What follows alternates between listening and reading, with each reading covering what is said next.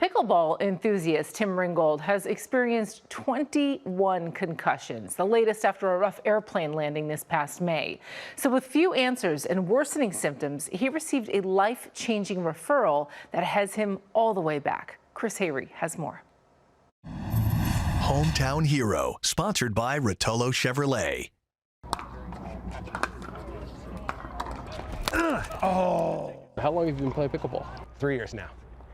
And when did you get into pickleball? Why did you get into pickleball? Someone bought me tennis lessons randomly, and in a quest for a tennis instructor, I found a pickleball instructor. And I walked out there, and as soon as I hit the ball, I was like, oh, this is fun. And you were an athlete before this, correct? Yep. Mostly soccer, some rugby, some baseball. And if I'm not mistaken, you have had 20 concussions? Yeah, I had a prior list of concussions from being a high-intensity athlete.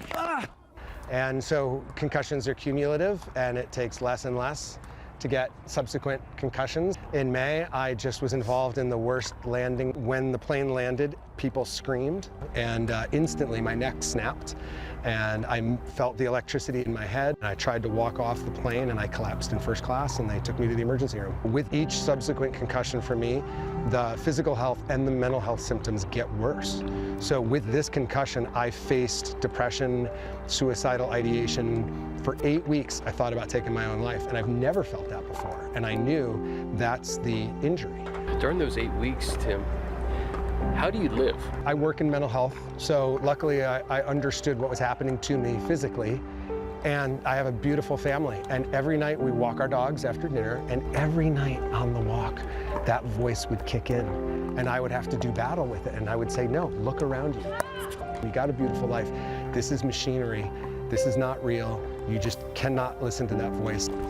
Tim had so much vertigo, he couldn't watch a pickleball game. With Tim's condition worsening, he received a life-changing referral to Dr. Ken Cooper to help treat his 21st concussion. He couldn't watch the ball. It would just make him too dizzy. He couldn't walk in a straight line. What kind of treatment do you put Tim through in an effort to make this thing much better? We look at it from a natural standpoint. So we're going to use freeing of the spine and the nervous system to allow the fluid around the brain to flow. That's what we do with chiropractic. But we also look at it in a neurological way because we understand there's this concept that's called neuroplasticity. And that means the brain can reroute things. Just like if you were driving here today and there was a car stalled in the lane you were driving, you wouldn't pull right behind and stop, you'd drive around it. Well, so now we have tools that actually can force neuroplasticity in the brain. I've worked with docs who get it, I've worked with docs who don't. And I knew Dr. Cooper got it right away, so I was like, I trust what he's saying because I can tell he understands this is not his first rodeo with a concussion.